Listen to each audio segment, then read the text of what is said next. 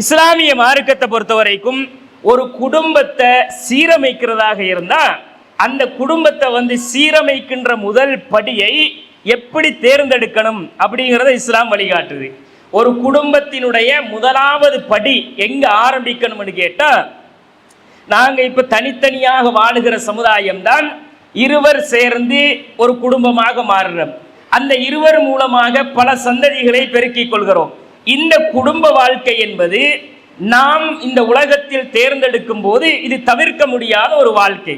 உலகத்துல எனக்கு பொஞ்சாதி தேவல்ல என்று ஒருத்தன் வாழவும் முடியாது, ஆம்பளை துணை எனக்கு தேவல்லன்னு ஒரு பொம்பளை வாழவும் மேலாது. குடும்ப வாழ்க்கை அவசியம்.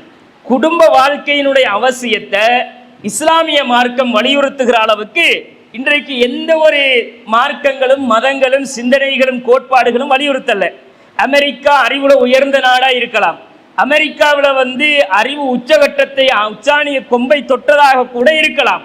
ஆனா அமெரிக்காவுடைய அந்த அறிவியல் வளர்ச்சியினுடைய தாக்கங்கள் எல்லாம் எந்த அளவுக்கு இருக்குதுன்னு கேட்டா, இந்த குடும்ப வாழ்க்கையினுடைய கட்டமைப்புகளை ஆய்வு செஞ்சு இன்றைக்கு உளவியல் ரீதியாக கருத்து வெளியிடும் போது என்ன சொல்றாங்கன்னா, சைக்காலஜி ரீதியா ஃபெமிலியை எப்படி கட்டமைக்கணும்ன்றதுக்கு பிஹெச்டி வரைக்கும் அவங்க டிகிரி இல்லை, பிஹெச்டி வரைக்கும் ஹையர் குவாலிஃபிகேஷன் அளவுக்கு படிப்பு வச்சிருக்கிறான், யூனிவர்சிட்டி தனியா வச்சிருக்கிறான்.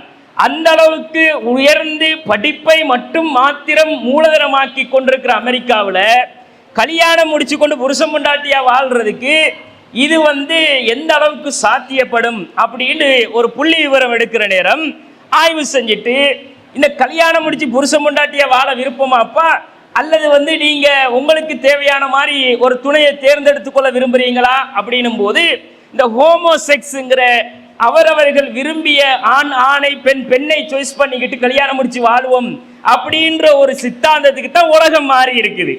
ஆம்பளையை கல்யாணம் முடிச்சுட்டு எப்படி வாழலாம், பொம்பளையை கல்யாணம் முடிச்சுட்டு எப்படி வாழையிலும் ஒரு ஆம்பளையும் வாரான். ஆம்பளையும் வரும்போது இது ஏன் பொண்டாட்டி ஆம்பளை, இது ஏன் புருஷன் ஆம்பளைன்னு சொல்லலுமா? அப்படித்தான் உலகம் போய்த்துக்கிட்டு இருக்குது. புருஷன் ஒருத்தன் பொண்டாட்டி, புருஷன்ல இன்னொருத்தன் புருஷன் ஆம்பளை, ரெண்டு பேருமே ஆம்பளை. பொம்பளையில ரெண்டு பேர் வந்தா ஒரு பொம்பளை இது என் புருஷன், இன்னொரு பொம்பளை இது என் பொண்டாட்டி. இப்படி இது என்ன கல்வின்னு கேட்கிறேன். கல்வியினுடைய உச்சத்தை இந்த உலகம் தொட்டாலும் அவன் சிந்தனை எங்க போச்சு பார்த்தீங்களா? ஆய்வுல அந்த மக்கள்கிட்ட கணிப்பீடு நடத்துற நேரத்துல அந்த குடும்ப வாழ்க்கையினுடைய கட்டமைப்பை நாங்களா சாய்ஸ் பண்ணிக்கிறோம். பொம்பளைய சாய்ஸ் பண்ணி அது தலைவலி, அது பொம்பளை தலைவலியா, ஆம்பளைக்கு பொம்பளை தலைவலி, பொம்பளைக்கு ஆம்பளை தலைவலி. அப்படிங்கிறதுனால நாம என்ன செய்வோம்னு கேட்டா, ஒரு குறிப்பிட்ட நாளைக்கு வாழ்ந்து பார்ப்போம். ரெண்டு பேரும் என்ன செய்வோம்டா, நீயும் நானும் ஒரு எக்ரிமெண்ட் பண்ணிக்கிறோம். ரெண்டு பேரும் ஒரு குறிப்பிட்ட நாளைக்கு நாம வாழ்ந்து பார்ப்போம், லிவிங் டுகெதர். வாழ்ந்து பார்த்துட்டு எனக்கு மனசுக்கு பிடிச்சா வாழுவோம், உனக்கு மனசுக்கு பிடிச்சா வாழுவோம், இல்லையா சலாமத்தா பிரிஞ்சு போயிடுவோம். அது அந்த சமுதாயத்தில் சர்வ சாதாரணமாக்கிட்டான். வாழ்ந்து பார்த்துட்டு சாய்ஸ் பண்றது. அதனோட அவளை நீ இவளையும் அனுபவிச்சு பார்த்துட்டு பிடிக்கலாட்டி இன்னொருத்த கலட்டி விட்டு போற வாழ்க்கை. அப்படிங்கிற அளவுல தான் இன்றைக்கு அந்த சமுதாயத்தினுடைய படிப்பறிவு உயர்ந்து நிற்கிறது.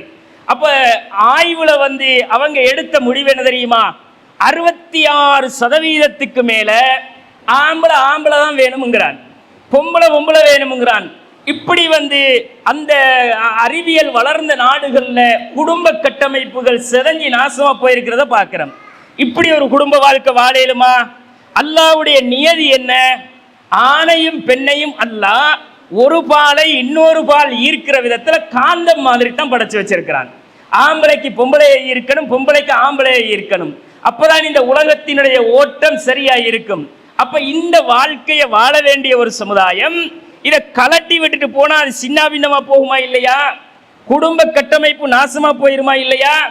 அப்ப ஆம்பளையும் கிடையாது, உனக்கு எப்படி சந்ததி வரும்? உனக்கு எப்படி ஒரு நலவு நஷ்டம்? நாளைக்கு உனக்குன்ற ஒரு குடும்பம், உனக்குன்ற ஒரு புள்ள குட்டி, உனக்குன்ற ஒரு மாமா மச்சா எப்படி வருவான்? ஆம்பளைக்கு புள்ள வெத்து கேளுமா? பொம்பளைக்கு பொம்பளை புள்ள வெத்து கேளுமா? உனக்குன்ற ஒரு சந்ததி உருவாக்கப்படுமா? அப்ப ஒரு சந்தோஷம் இழந்த, சந்ததிகள் அற்ற, ஒரு கேவலமான சீர்கேட்டை நோக்கிய ஒரு கல்வியை இந்த உலகத்திற்கு உயர்ந்த நாடுகள், அறிவின் உச்சத்தை தொட்ட நாடெல்லாம் கொடுத்துட்டு இருக்கிறான். அப்ப இதுதான் உலகத்தில போக்கு இன்னைக்கு. ஆனா இஸ்லாமிய மார்க்கம் என்ன சொல்லுது தெரியுமா? இஸ்லாத்துல வஹலக்னாக்கும் அஸ்வாஜா, உங்களைய ஜோடியா தான் படைச்சிருக்கிறோம். உங்களை மட்டும் இல்ல, உலகத்துல படைச்சப்பட்ட எல்லாமே ஜோடி தான்.